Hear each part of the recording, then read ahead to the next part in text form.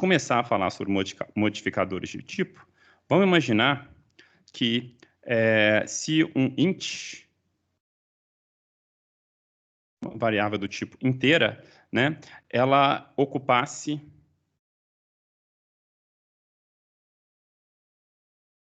4 bits apenas. Qual o maior int? Tá? Então, é uma pergunta muito simples, que vai nos ajudar a entender os limites dos tipos de dados e também os modificadores de tipo que vamos ver em breve. Tá? Então, são 4 bits. Vou colocar aqui o espaço de cada um dos bits aqui.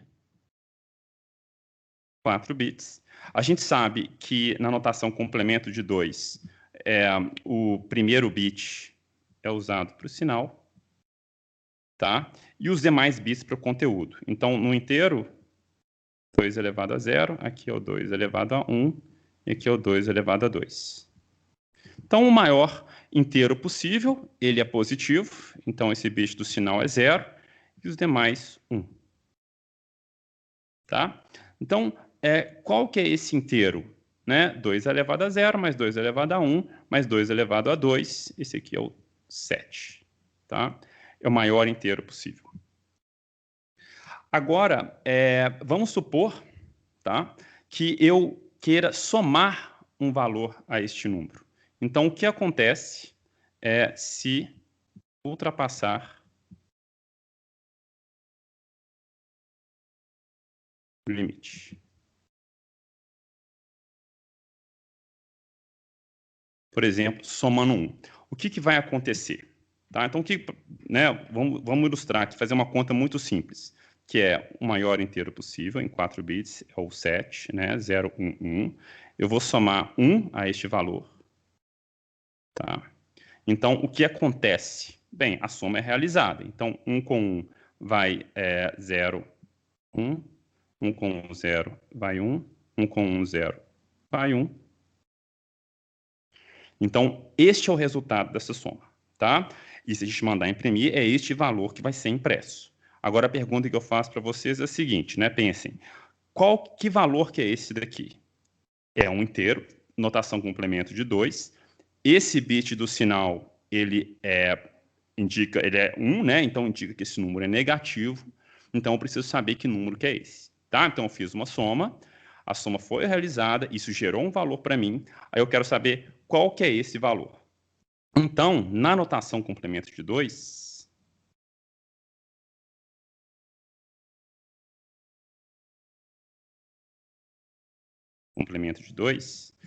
como que a gente fazia com os números negativos? A gente pegava a representação positiva do número, invertia os bits, né? Pegava a representação positiva do 7, por exemplo, invertia os bits, onde era 0 vira 1, onde é 1 vira 0, e depois eu somo 1. Essa é a representação negativa do número. Então, a gente vai fazer a operação inversa agora. O que é a operação inversa? Então, se eu somava 1 por último, então agora eu vou subtrair 1. Né? Vou subtrair 1, que é exatamente essa expressão que eu fiz aqui. Né? Então, o resultado é o inverso de lá. Né? Então, aqui, se eu subtrair 1, dá 0,11. E depois, eu vou fazer a inversão dos bits. Então, onde é que é 1? Vira 0. E onde é que é 0?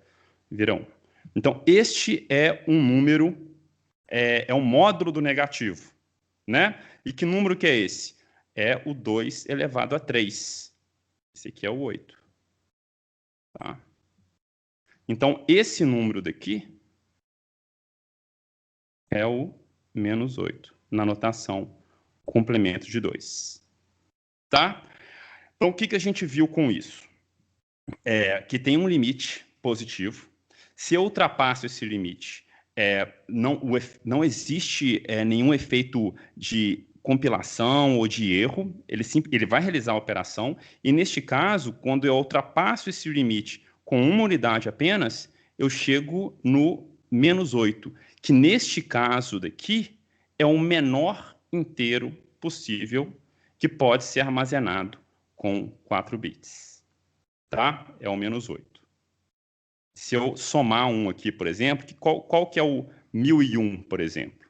Que número inteiro que é esse? Seria um menos 7, tá? E 1010 seria um menos 6. E assim por diante, tá? Esse aqui é o menor inteiro possível na notação complemento de 2. Isso que a gente viu, gente, vou escrever aqui embaixo, tem um nome, tá? Quando eu ultrapasso o limite de uma variável, acontece um overflow, tá? Acontece um overflow. E a gente tem que ter muito cuidado com isso, porque não gera erros de compilação.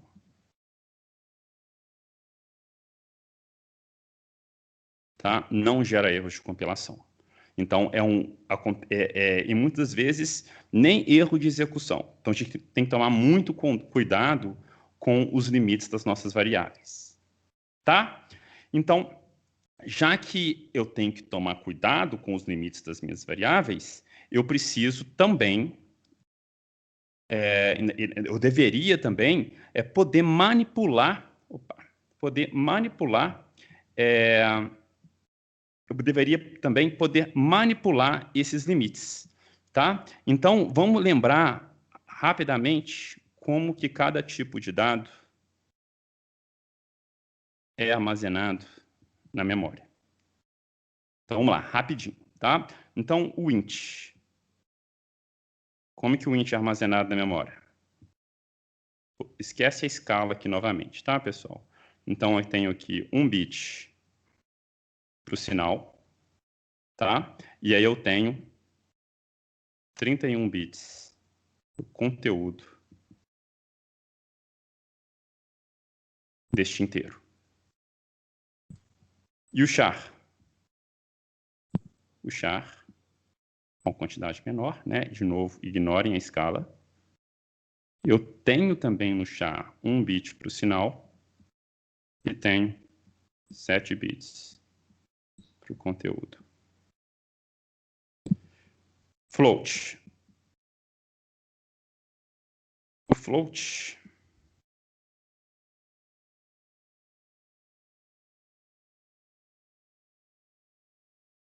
eu vou ter também um bit para o sinal, tenho 8 bits, aqui é o sinal, 8 bits para o expoente e tenho 23 bits, que a gente chama de mantissa. Certo? E eu tenho também, vou colocar aqui de vermelho, double,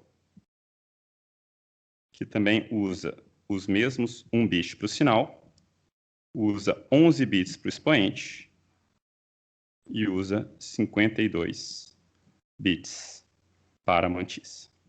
Tá? Então, assim são armazenados os tipos de dados básicos na memória. Então, qual que é o problema e o que foi feito para mitigar o efeito dos limites? Então, olha, o inteiro ele tem um limite de 32 bits. Se eu não preciso de usar números positivos, eu estou desperdiçando um sinal, um bit aqui, que pode dobrar o alcance do meu número inteiro. Tá? Ou então, eu estou numa arquitetura que tem pouquíssima memória. Muito pouca memória.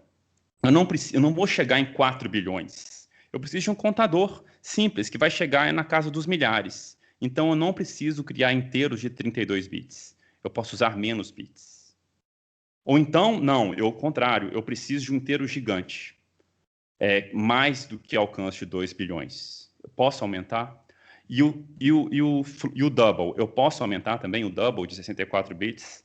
Bem, então algumas coisas a gente consegue fazer, tá? Que são os modificadores de tipo.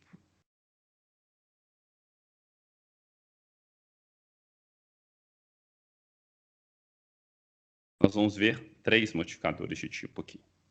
O primeiro é um modificador de tipo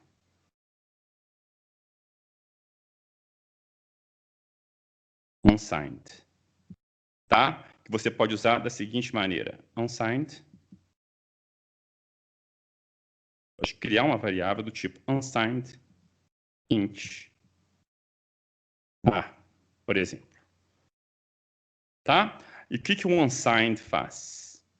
O unsigned, ele remove o bit do sinal.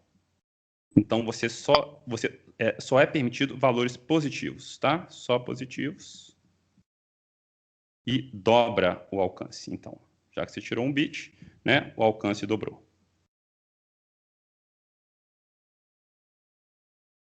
Tá? Então, aqui, ó, no inteiro, o que vai acontecer? Esse bit do sinal, ele vai sumir, tá? E vai ser agregado com os 31 bits restantes para formar o conteúdo do número inteiro. Tá? Então, o bit do sinal, ele junta com o conteúdo. A mesma coisa para o char. Você pode fazer um unsigned char e juntar o bit do sinal do char com os 7 bits de conteúdo do char. No entanto, você não pode fazer unsigned float nem unsigned double. Só funciona para números inteiros e caracteres. E tem uma razão para isso. Porque na notação complemento de 2, o que a gente viu aqui? Quando eu somo 1 ao 7, qual que é esse valor aqui se eu não tivesse a notação complemento de 2? Seria o 8. Tá? Então, o efeito prático de colocar esse modificador de tipo em int char, ele é mínimo. Tá? Ele funciona muito bem para apresentação do código, para definir que tipos de valores as funções podem receber, que não podem receber valores negativos. Então, você amplia também o alcance, tá? Mas para efeito prático das operações dentro do computador, não muda muita coisa, não. Tá? Qual que é o outro modificador que temos? Temos modificador short. Tá? Por exemplo, short int b. E o que ele faz? Reduz o tamanho pela metade.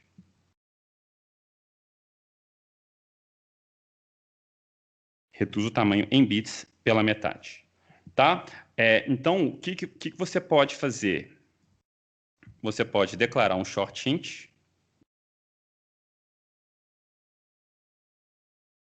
e o seu short int, ao invés de ter 32 bits, ele vai ter 1 bit para sinal, tá? E vai ter 15 bits de conteúdo. E você pode também, né, usar o modificador unsigned short int. Você pode combinar esses dois para o inteiro. Tá? No entanto, o short só funciona para int, não funciona para char e nem funciona para float double. Tá bom? O último que a gente vai ver é um modificador de tipo, que é o mais complicadinho um pouco. É o long. Por que é complicado? Porque os efeitos não são fáceis da gente prever se a gente não conhece muito bem o compilador e o padrão do compilador que estamos usando. Tá? Então, eu vou colocar aqui um que funciona, que é o long int c, por exemplo. Tá? E eu vou colocar com um grande asterisco aqui, aumenta o tamanho em bits. Um grande asterisco aqui. Nós vamos ver daqui a pouquinho por quê, que esse asterisco. Tá? Então, o que eu posso já afirmar para vocês com a arquitetura que estamos usando? A gente pode criar um long int. Tá? Esse long int, ele vai ter 1 bit de sinal e 63 bits de conteúdo. Tá? Isso funciona.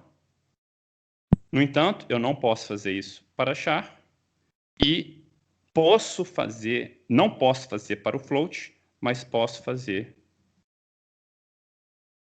para o double, tá? Long double. E aí no long double, para deixar mais claro o meu asterisco, eu vou ter um bit do sinal em relação ao expoente diamantiça. Isso depende. Tá? E eu vou falar daqui a pouco por quê. Mas é maior do que os 64 bits, isso sim. Tá bom? Então, vou mostrar para vocês agora um pouco dos slides e por que existe esse interrogação. E aí, como você pode também consultar melhor esses modificadores de tipo, né? Como que eu imprimo um long int, como que eu imprimo um unsigned int, nós vamos ver isso agora, tá? Eu vou abrir aqui a minha página, disciplina. Então, a aula 5 de memória. Então, gente, na aula 5 de memória, existe, né, aqui tem um exemplo de como você pode usar esses modificadores, aqui é aquela mesma história dos limites, né? Então, como é que eu gero os limites máximo dos valores de inteiros, de short int, de caracteres. Então, eu sugiro que vocês explorem esses slides novamente. O conteúdo é um pouco mais detalhado do que eu expliquei agora para vocês, tá? O que eu quero chegar é esse ponto daqui. Então, na Wikipedia, se você for no slide 11 dessa aula, aqui existe a descrição de todos os modificadores de tipo. Então, aqui embaixo, ó, tá? Então, ó, o char, o que é o char? Ele ocupa 8 bits. Como que eu faço para imprimir um char? %C, tá? Aí tem um sign de char que eu não falei, tá? Você força o char ter o bit de sinal, tá? E aí tem o short, ó, o short int. O short pode ser usado só também, assim como o long, ó, tá? Então, existem algumas complicações. O que eu posso falar do long int, que é o que eu mostrei para vocês? Olha, long funciona, long int, 64 bits, e assim que eu imprimo. O problema do double que eu falei é isso daqui, tá? Você não sabe ao certo, aliás, desculpa, é aqui que estamos, ó, no long double. Você não sabe ao certo quantos bits que ele vai ocupar na memória, que ele vai usar da memória. 96 bits em alguns casos, 128 bits em outros casos 80 bits, tá? Então, isso vai depender. Mas, para imprimir ele, está aqui no printf, tá? A mesma coisa tem com o long int e com o unsigned long int, olha como que imprime ele. Na prática desta semana, vocês vão precisar de usar o unsigned long int e vão usar o LLU para imprimir ele, tá? Então, sempre façam uso desse link quando tiverem dúvidas sobre os modificadores de tipo. Tá? É óbvio que eu não vou pedir para vocês decorar nada disso. Tá ok?